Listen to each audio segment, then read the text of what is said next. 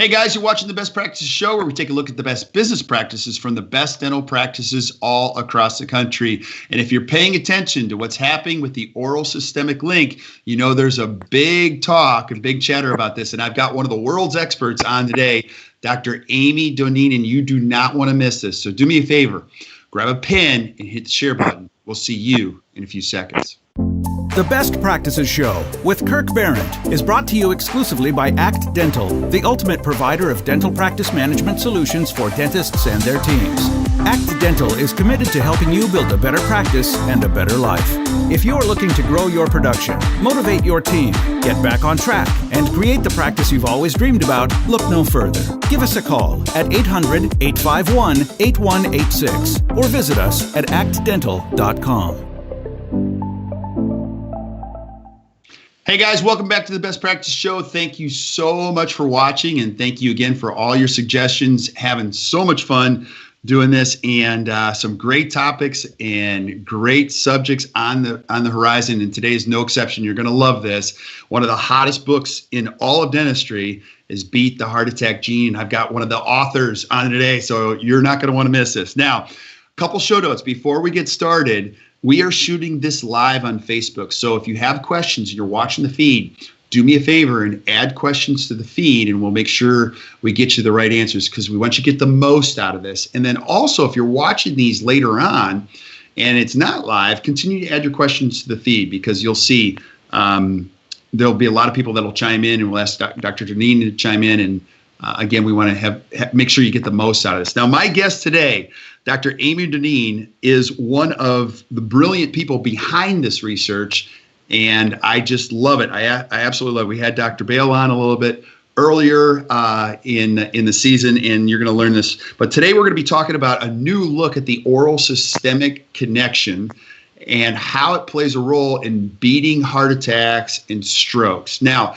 Amy, if people don't know who you are, I know who you are. Can you tell us a little bit about you, who you are, what you do, and before we jump into all this? Sure. Well, for one, Kirk, thank you for having me. I'm so excited to be here. So your show is amazing, and it's new for us in medicine, by the way, to be involved in these podcasts. So it's very exciting and amazing, the audience that you reach. So thank you for having me. Our pleasure. Thank you. Well, I am the medical director and owner of the Heart Attack and Stroke Prevention Center in Spokane, Washington, and I am the co-owner and founder of the Bale-Doneen method with my colleague, Dr. Bradley Bale. We have, for the last 17 years, sought out to prevent heart attacks and strokes in our practices.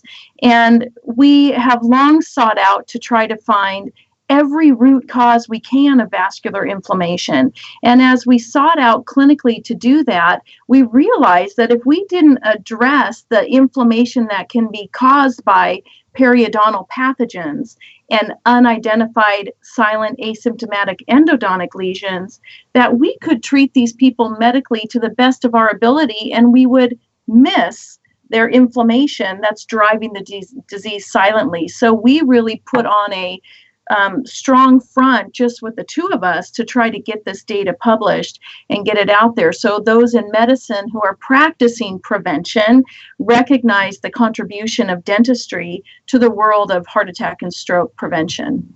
Yeah, absolutely. And I want to talk about why this is so important, but let me start with this. If you haven't purchased the book, you have to, because it's so good. And now tell us how the book was born. You know, obviously you wanted to get this research published, but tell us a little bit about the process behind the book, because it's called Beat the Heart Attack Gene. You're going to love it if you're a dentist. If you're a team member, you're definitely going to want to read this, because it starts to connect the dots in a different way than what you might have heard before. Sure. Well, thank you for that.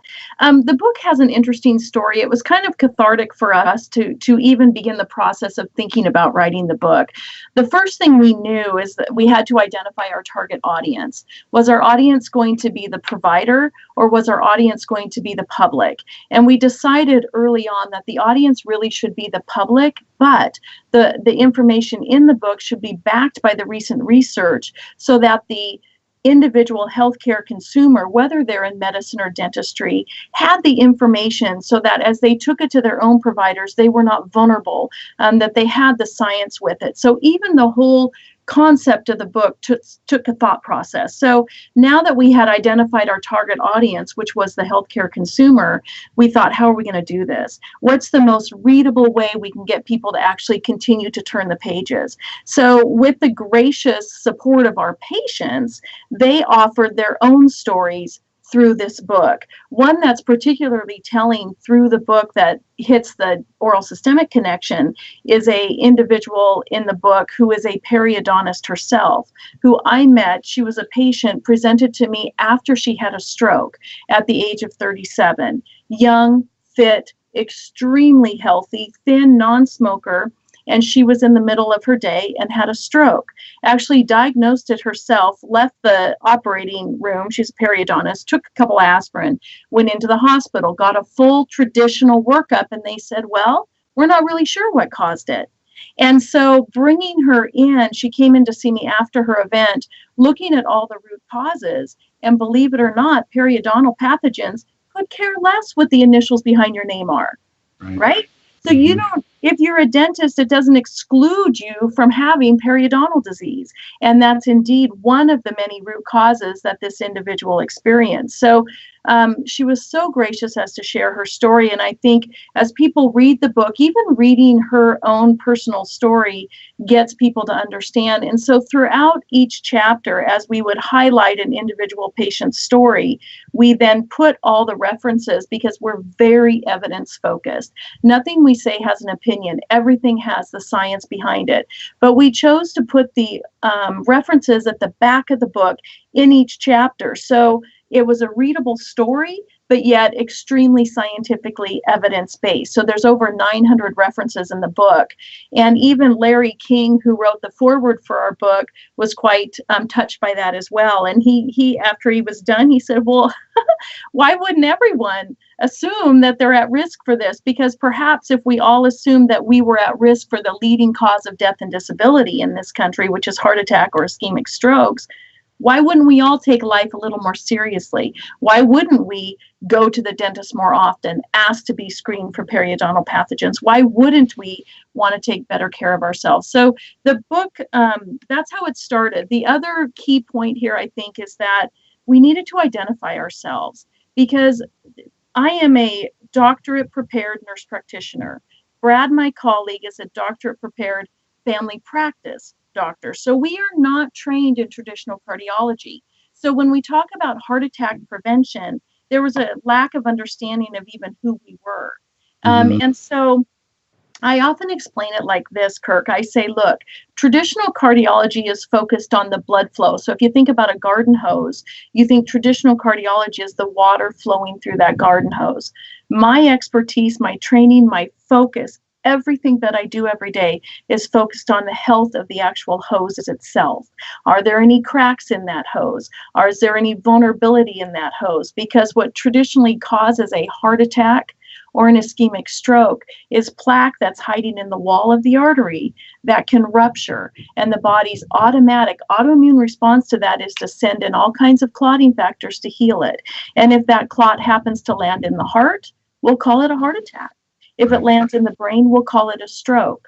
So we needed to identify ourselves who we were. So we came up with the word, actually, arteriology, which is the study and focus of the artery wall. And we feel that our dental colleagues are also arterial wall specialists. They just maybe haven't been recognized as such. Anyone who has the ability to identify causes of vascular inflammation is practicing arteriology. They just sometimes don't get their due credit, but they're really specialists on lowering inflammation in the artery wall. So that was the second thing we needed to do through the book. And the third thing really with the book is we didn't want to self-publish. We really wanted to go through the rigors of finding an agent, finding a publishing house, because we don't own the book. Even when I buy it for my patients, I have to order it off Turner. I do. And that was important to us because I think it made the quality of the book better. Not quite as rigorous, obviously, if you do a peer peer-reviewed journal, like we did with our recent publication in Postgraduate Medicine and have done with others. But still, it forces you to really make sure you're doing a good job and not just publishing your own opinion. Yeah, it's awesome. So very well said. Now, if I'm a young dentist, tell me why you guys have such a place in your heart, no pun intended, for the dental community. Like, let's go a little bit more specific in this, because this is such an important thing. And as you and I were talking before, when discussing the systemic link, a lot of the conversation many years ago was it could influence this or maybe linked to this. And now we don't have to do that anymore. Now we can say it's directly linked. And so can you speak on both of those? Oh, I'd love to. Sure. First, let me explain one thing, and that is, how did we get to the idea to value the importance of dentistry in our work? So a very simple idea on how we're different than standard of care. Standard of care is going to treat you based on risk factors. So in the world of medicine, I'm either going to offer treatment for you for the prevention of a heart attack or not, based on your age, your gender, your smoking status, your cholesterol, and your blood pressure. And that's it. And if all those look good, you're fine. If those look terrible, you're not. And you get thrown into a gamut of all kinds of treatment. What we decided years ago is to understand what really causes a heart attack. And it's the presence of plaque in the artery wall. And it's that plaque that can be inflamed, as I said earlier, that can rupture. So what we did is we paused there and we said, okay, what are all the root causes of vascular inflammation? And we identified many, Kirk, including lipids. Of course, cholesterol is a root cause. Of course, blood pressure is a root cause. But you know what? So is psychosocial. So is periodontal pathogens. So is endodontic disease. So is obstructive sleep apnea or disturbed sleep. So is genetically inherited lipids like lipoprotein A, and I could go on and on. So we're naive in medicine to think it's just cholesterol or just blood pressure, not to say those aren't important. So then as we started to look at the data associated with periodontal disease, we were a bit frustrated because there was all this sort of individual little data sets, the INVEST trial, all these little things that came out to say, my gosh, if you have these pathogens, things are not good. There's blood pressure quality issues. There's lipid dysfunction issues. There's all of these things going on. And in 2012, when the American Heart Association, the American Periodontology Association published a joint statement, they said the following. They said what goes on here is associated with heart health, with level A evidence, which is really terrific evidence. But they paused short of stating causality, which was okay at the time, because even the definition of periodontal disease still today doesn't include the pathogens, right? So I can appreciate where they were, and that was actually a really bold move, and I appreciate it. But what Brad and I intended to do with our colleague, also Dave Vigorist, who was our co-author on this paper, is to say, okay, let's do a massive literature search. And let's use a model called the atherogenic triad, which are three things that have to occur, Kirk, in order to develop plaque in the artery wall. The first is a concentration of cholesterol floating through the artery. The second is a vulnerability of what we call the tennis court, or the endothelium of the artery, so the very inside lining. And the third is actually allowing those lipoproteins to get trapped in the artery wall, which is actually the first step. So it's a little bit reversed. But those three things in tandem or simultaneously or on a continuum need to occur. And there's lots of things that can cause that atherogenic triad to be activated, one of which are periodontal pathogens. So what we sought to do is dive into the literature, look at the dangerous pathogens like AA, TD, TF, TD, and FN, and say, how do each of these affect that triad in their own way? And by doing so, then we were finally able to demonstrate and come to the conclusion that periodontal disease described by the identification of high-risk pathogens is causal of atherogenic changes in the artery wall. Finally, giving dentistry due merit, I would say, in the world of medicine, to say it is key I don't care how pretty your cholesterol is, how pretty your blood pressure is, how thin you are, how fit you are, how not fit you are. If you smoke or don't smoke, if you have periodontal pathogens, you are at risk. Right. And so that's we concluded. Yeah, absolutely. Absolutely. Now, because this is one of those things when you're a dentist and you're thinking about what are some of the things that you would ask dentists given this information, like how do I start communicating with my patients? Where would you start? Because some people are going to watch this and go, I get it. I totally get it. Yeah. But Dr. Doneen, give me some suggestions. Where do I start? Obviously, I could read your book, but what would you ask or what would you tell a young dentist? Because we have dentists that are in dental school watching this now. Right. What are some of the things that you would pay attention to?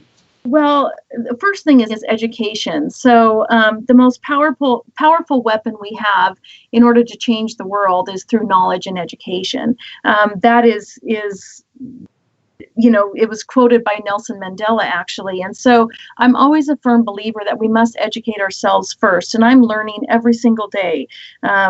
I have so much to learn in this. And so one ask I would have of dentists and dental hygienists is to get the article. Go to Postgraduate Medicine. It is published open access, Kirk. And the reason we did that is we wanted everyone to have access. And we're also asking that our dental colleagues go in and get it. Click on it and get it, because what it also tells a medical journal, Postgraduate Medicine, is that people care about this information. If we were to just blindly hand it out and they're not seeing how many people are wanting it, they're not going to ask for more publications in this arena. So number one would be get the article.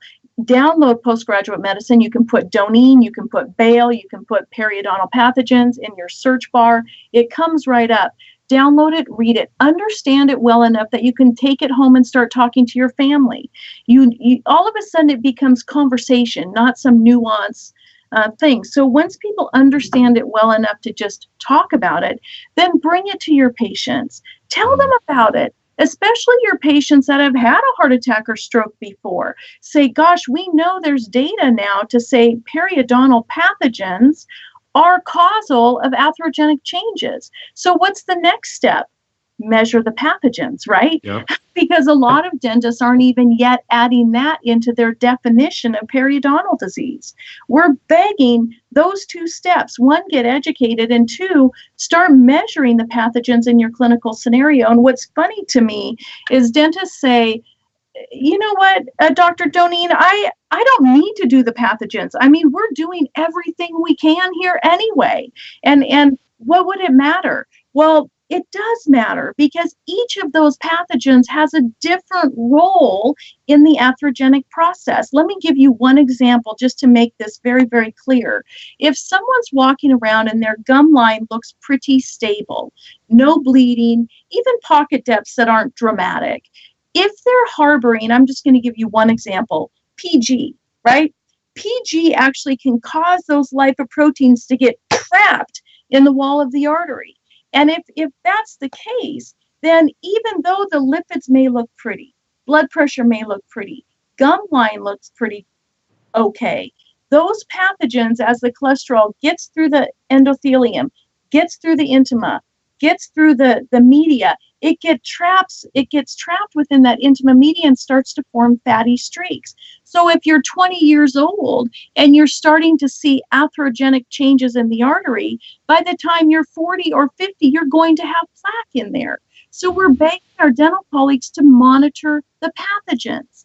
And I hope that when you start looking at the pathogens, that everyone in your clinical practice has none, because it does suggest, that your treatment is working. And I would softly challenge the dentist then to say, if you are seeing pathogens present, the dangerous 5, as I call them, in your clinical practice, pause and say, what are our protocols here? Because there's no standardized protocol on how to treat pathogens as a whole. There's different I think, clinical protocols, which are great, and we celebrate all of them. And we're not here to tell you how to treat them. We're just begging you to recognize them. Does that make sense? Makes perfect sense. And a lot of times for help. Absolutely. Well, this is a great conversation. I love the. And a lot of times when we talk about the oral systemic link, we're including, hygienists, dentists, and periodontists. But let's go into the endodontic. When we talk about endodontics, can we just address that for a little bit? Because you have a whole section of knowledge on that. Just can you Sure. talk about that? Well, one of the most, in my opinion, the landmark trials on that was Dr. Pessy, who published it. And he looked at individuals going into the hospital with a heart attack. And they said, do you feel okay? And they're like, well, no, I'm actually having a heart attack, right? These patients are in the emergency room. And they asked, do you have any teeth pain? And they were like, no. And Pessy actually asked, well, when you go into the cath lab, do I have your permission when the atherogenic clot is removed from your arteries? Can I look at it? Right. And what he was able to demonstrate is that within the thrombus that was actually causing the blockage, there was the Strep viridans, which is the very common bacteria causing periapical abscesses. And in these people who were randomly selected, 30 out of the group that were randomly selected to do a 3D cone beam evaluation, 50% of them had asymptomatic periapical abscesses. And so what we ask our dental colleagues to do is we want two things. One is to get educated, realize your work matters. It matters dearly for life. It's not just a pretty smile, it's to save a life. And so how do you do that? One, you measure the pathogens, and two, you do a 3D cone beam image because the sensitivity and specificity of that out-predicts any 2D film. I don't even care if it's digital. It's like a 50-50 toss-up, the sensitivity and specificity there. So we're asking for patients that have a history of old root canals or endodontic treatment to at least know if there's anything going on, and we ask for a 3D. We're not against root canals at all. We're just saying make sure they're okay. Yeah, I need like 3 hours with you because I have so many questions, and I know I only get you for a little bit today, but I want to ask you like the big important questions because we have so many dentists watching this and helping them understand that and I want to ask you your perspective. We're passionate about dentistry, but a lot of times dentists have been looked at as the final pioneer that can truly help this country or the world be a lot healthier. And we talk about inflammation. Like, let's go there. Like, we're a world of more information. You think this country would be getting healthier. You think people would be coming in with less disease. How much of inflammation starts truly here and affects the rest of the body from your perspective? And speak to the dentist being the keeper of that gate. Sure. So I can't speak to how much of heart disease is driven by periodontal disease through the pathogen burden or endodontic. What I can, because that data has not been published, what I can tell you is that it's without question a contributory cause. So that we know and that we stand very firm on. What intrigues me, though, is the amount of people that have periodontal disease. Your statistics in dentistry shock me. Over 70% of people over age, 50 or 60, have some sort of chronicity of periodontal disease. And here's the reality. Every 35 seconds in this country, someone's having a heart attack. Every minute, someone is dying from one.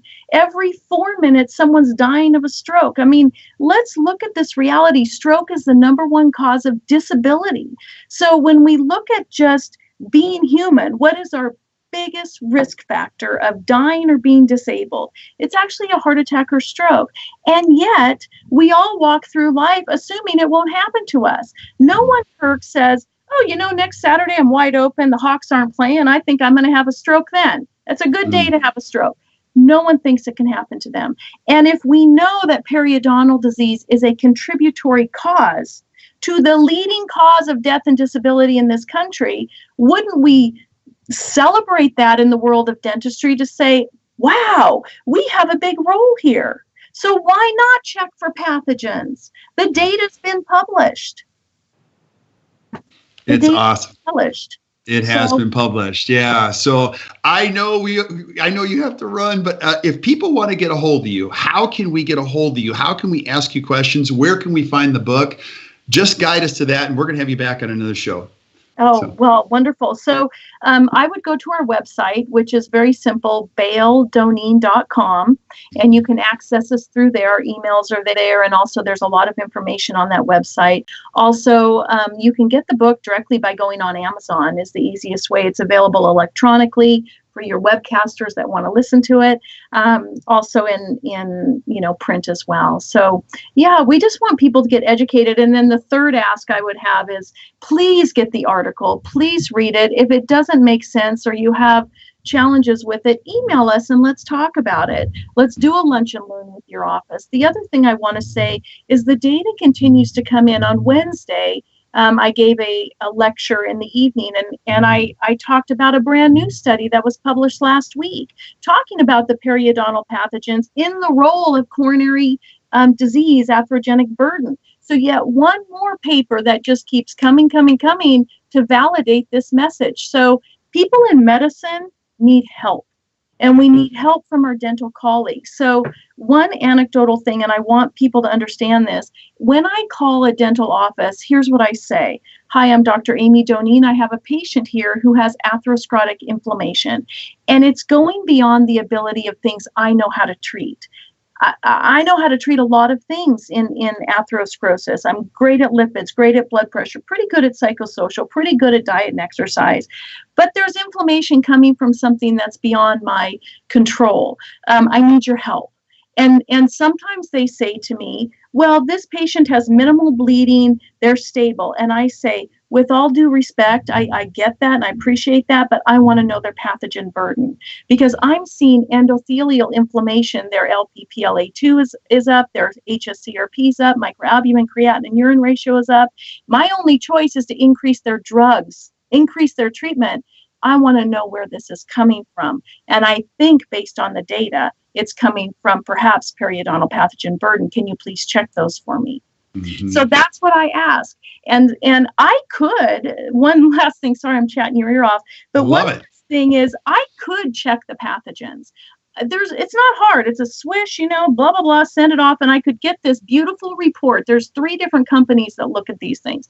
I could get this beautiful report, but here's the kicker, Kirk. I don't know how to treat them. I'm not a dentist. I have no way to know how to treat this stuff. So I just recognize its value. So I made a choice several years ago to not test for pathogens, because if I test for them, I'm liable to treat them, and I don't know how to do that. So I really work hard at the front end to try to get all of my patients, all of their dentists on board, so that at the end of the day, they are identifying the pathogens, and their hygienists and their whole team are going after them. And I want a follow-up study to know that those pathogens are resolved. And maybe they have other things. Maybe they've got insulin resistance and all kinds of other things that I'm going after treating. But dentistry is an equal root cause to everything else. I just can't do it by myself. I need help. Yeah. Well, you are doing it, and you're doing an amazing job. So I'm so grateful for even the time you gave us today. But again, we're going to have you back. And also, too, you guys are going to be with us at the ACT Dental Mastery Summit, which will be next year in Napa. And we're just so grateful that you're going to be presenting the information there. So if you're looking for a great opportunity to get away with your spouse, significant other, and get world-class information like this that could change your life forever, that is the place. So Amy, thank you so much. I really appreciate this. And stick around while we say goodbye to everybody else here for just a second. But thank you guys for watching today. We really appreciate this. And as you can see, we're passionate about this information. Hope you enjoyed it. And if you did, do us a favor, just hit the share button, share it with your friends and colleagues. We'd love this information to get out. And until we see you next time, keep watching the Best Practices Show. You guys have a great rest of your day.